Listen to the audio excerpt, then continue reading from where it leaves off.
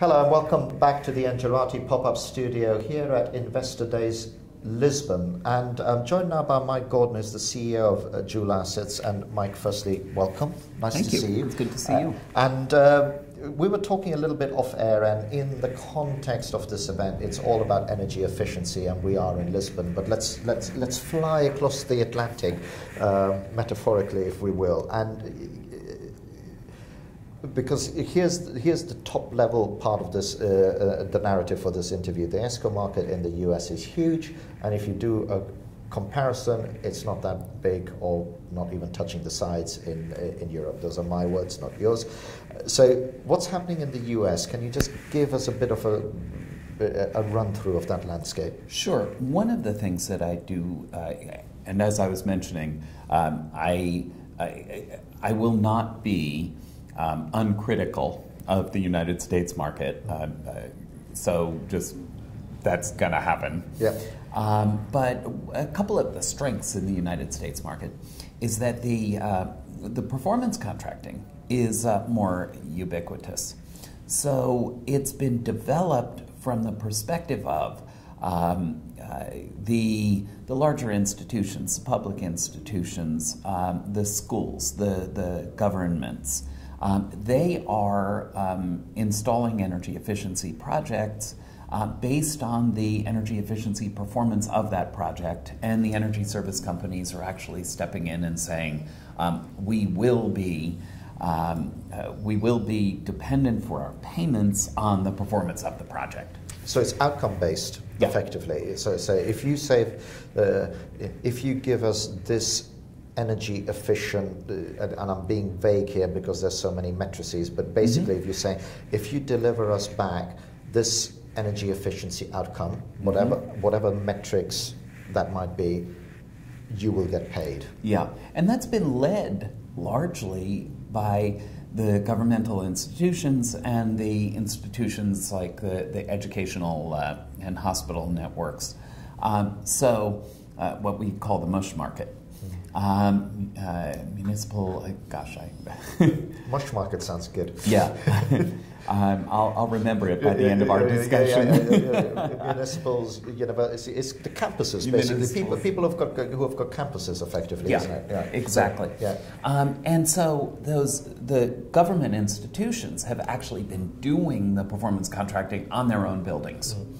And that develops the institutions for performance contracting. It also develops the DNA for the performance contracting, which I think is critical because in the end users, where really the $900 billion of energy efficiency opportunity sits, the end users are all focused on other things, as they should be. They're focused on teaching, yes, exactly. Whatever. Exactly. Yeah. And so that energy expertise, either you need to get their attention and actually focus them on that 22% return on investment outcome, or you need to satisfy them that it doesn't matter. That's not their expertise, that's your expertise, and you're willing and able to stand by and guarantee it. And that's one thing that has been happening in the United States. Now, so if I draw an analogy, just so that I replay it back to you and I get it right, it's a bit like what happened in the cloud computing market, where you had a whole lot of people who were taking care of all your servers and your widgets, and you felt really good because you had this whacking great big box with lots of blinking lights, and you thought that's cool, to cloud computing people coming in and saying, you know what, you really don't want to keep up with all the trends that are going on here. Let us just rent you the capacity, and you crack on with what you want to do, build the latest app or whatever it is, but don't worry about the infrastructure. And you're going to judge us based on performance, the outcomes. And outcomes of what that enables, right? And those outcomes are objective; they're not subjective. Yeah. And that's been a critical success in the industry, in the United States. So let's take Concorde back. Oh, it doesn't fly anymore. Before we take the Concorde back, I'm then going to do the flip side, okay. And I'm going to be critical. Right. So it's built that DNA for that performance contracting. But But where we've missed is we have not penetrated as deeply into the smaller projects, into the residential, into the small and medium enterprises as we could in the United States or over here. And that's the real bulk of the $900 billion opportunity. And it's one of those things, I mean, this analogy may be lost, but it seems to me is like, you know, when you look at the long tail business model, it feels like we're at the head of the tail, but there is this big raft of opportunities. But it's really hard to do that long tail, isn't it? I mean, how do you tackle it? I don't think so. Right. I don't think so. And one of the things, I think it is an extraordinary economic opportunity. And one of the things that happened, antecedent for me, precedent from what I see, is the way we have penetrated the demand response market in the United States. So we went from 0 to about 2 billion in no time flat, in 4 or 5 years, 2 billion annually. And that's in part because the products in demand response are fungible.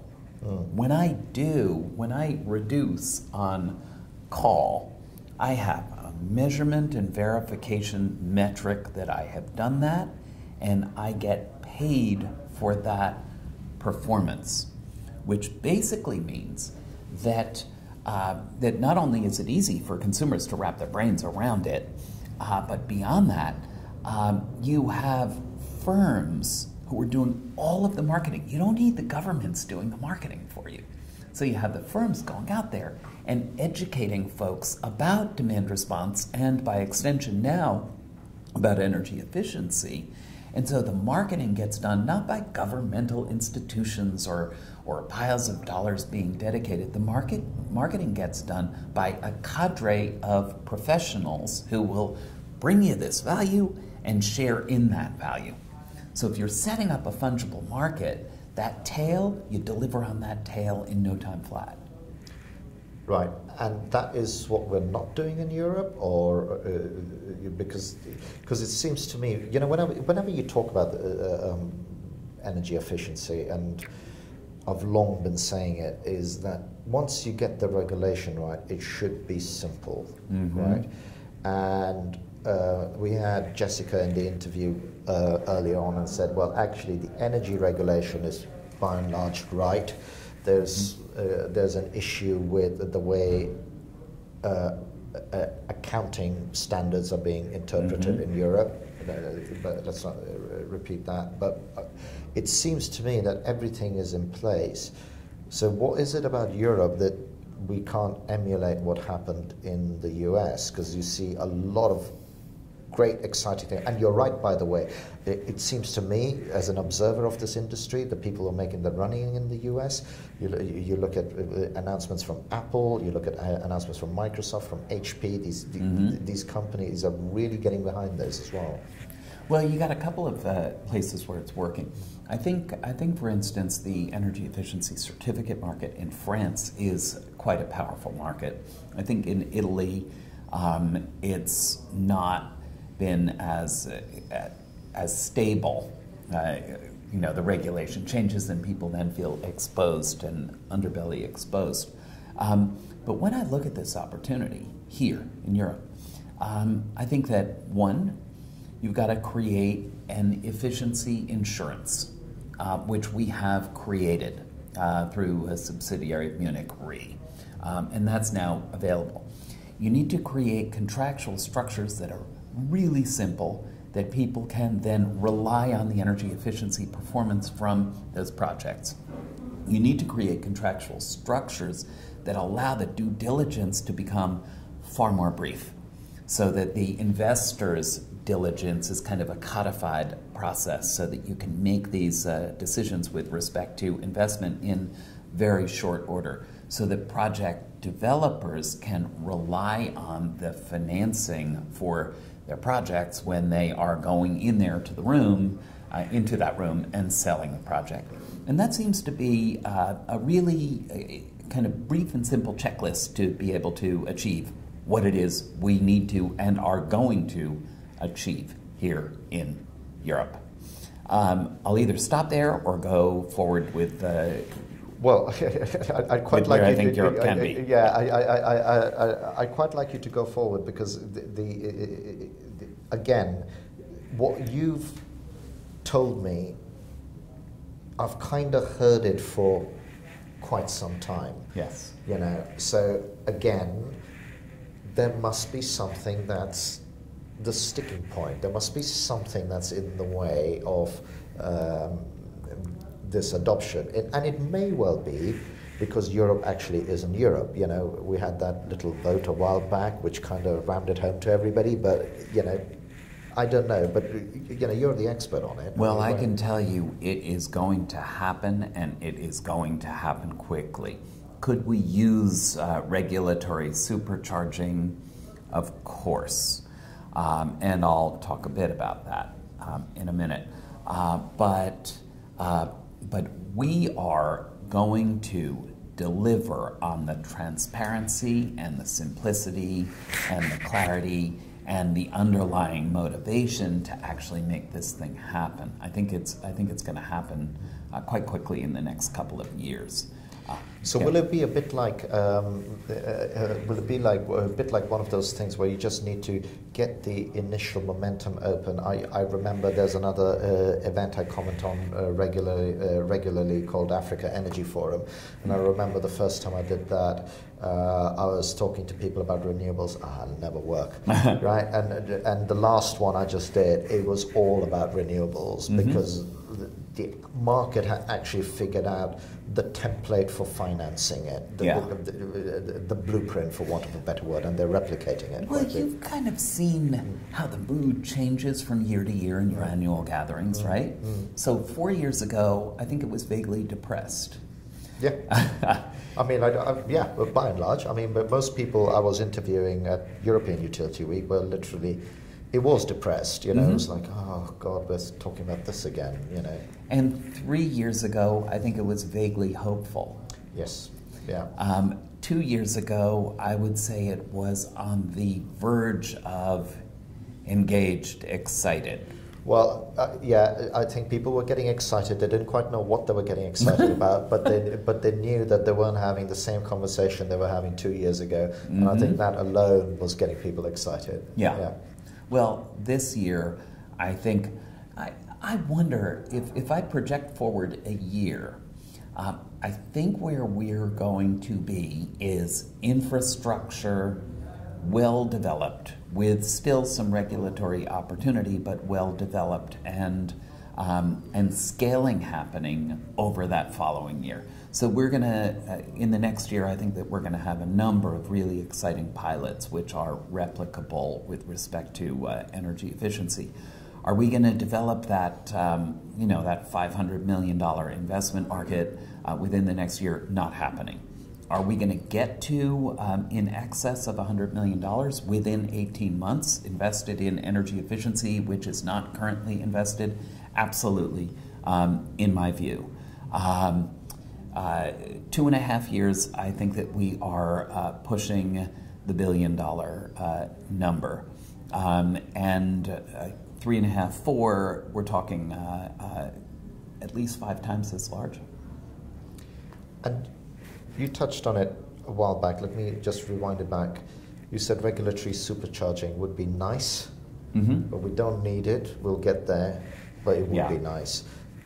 Just tell us a little bit about what the regulatory environment can do. And there are 2 regulatory environments we need to influence, right? There's the energy one, and then there's the accounting, fiscal environment. Anyway, I'll let you talk. Well, I think that we need to look at the energy environment as, in essence, 2 environments, two challenges. One, it's the static challenge. How do we reduce peak demand? How do we reduce consumption at all times over the course of the year? Or are able to manage it so we can flatten it. That's the second one, which is that dynamic, the dynamic market. And I think, interestingly, those 2 things go together. Because if we're building a powerful renewable generation infrastructure, which I think Europe is probably even ahead of the United States on. Well, it's ahead on wind and a large scale, I would imagine it's ahead. I don't know. Anyway, let's not digress there. Okay. And by the way, and as you say, large scale, to begin to pilot 100% renewable in microgrid locations throughout the continent so that we begin to prepare for a literal 100% renewable environment, we know that we've got a vibrant, resilient infrastructure to be able to deal with that, I think is critical. And that's time sensitive, in my view.